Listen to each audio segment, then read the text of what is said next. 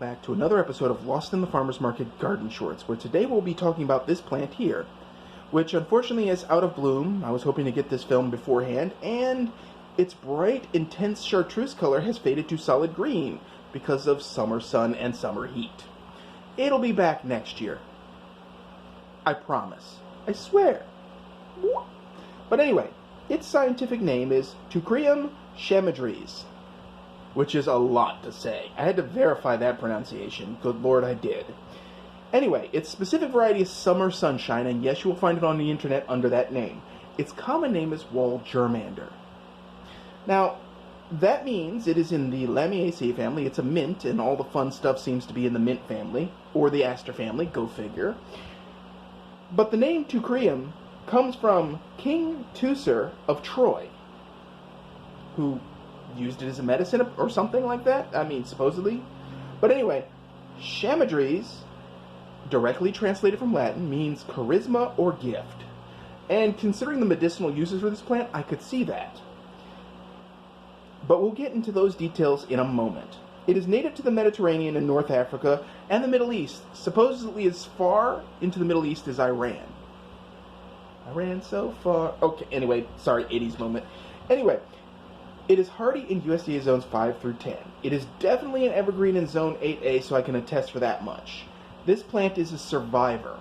It's actually surprisingly tough, though it needs the same regular maintenance that sage and none of the others do, so there's that. It prefers a soil pH of roughly 6 through 8. Its exposure is full sun or partial shade, and this used to be a bright chartreuse color and has faded to this interesting green color. So yeah, it may lose, if it's one of the special funny foliage colored ones, it may lose its color in the full sun, but it'll survive.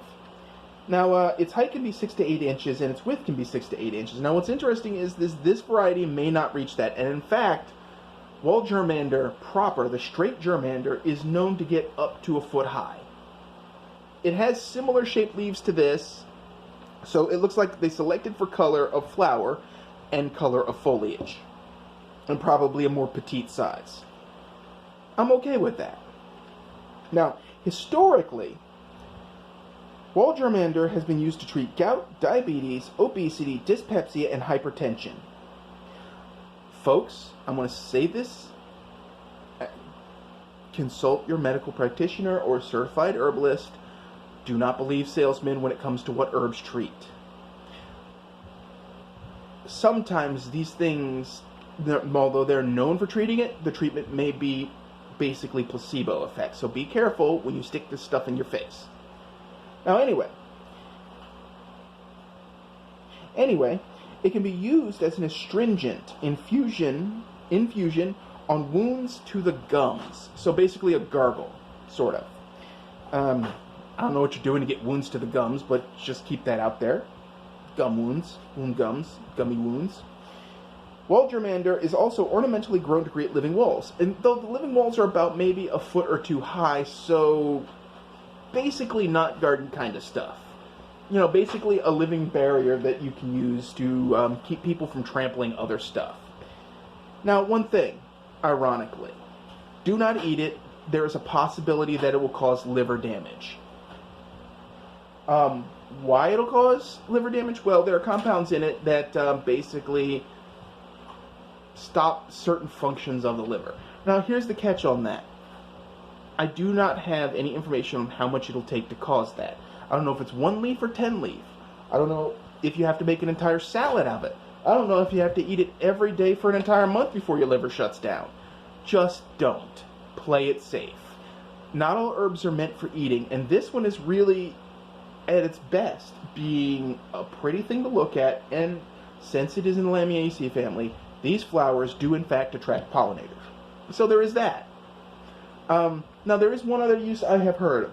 Supposedly, the flowers can be used as a substitute for hops in brewing, and I have heard stories of monasteries using it when they couldn't get the actual hops. So there's that. Now, I don't know what the formulation for that is, because I could not find it.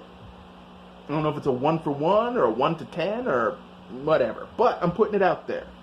So, That is Summer Sunshine Wall Germander. Now, I should point out, traditional Germander, Wall Germander, is a dark glossy green, has dark glossy green leaves, whereas this doesn't. So there are varieties out there, and you can get traditional Wall Germander at any really good nursery, but I wouldn't expect it at big box. Yeah, so that means you cannot get it at, say, Blows, Home Depot, or the Land of the Dead. That's my name for Walmart. I'm just putting it out there.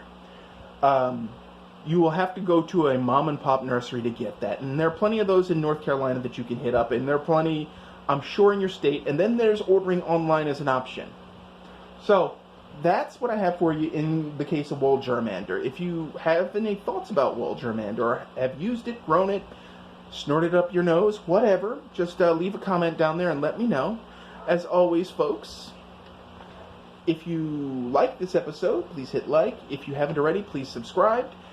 And at the end of the video description, you'll find a link to our forage blog, which covers weeds that you can eat, and then a few that you can't, and how to identify them. And with that said, thank you for watching, and as always, folks, keep them growing.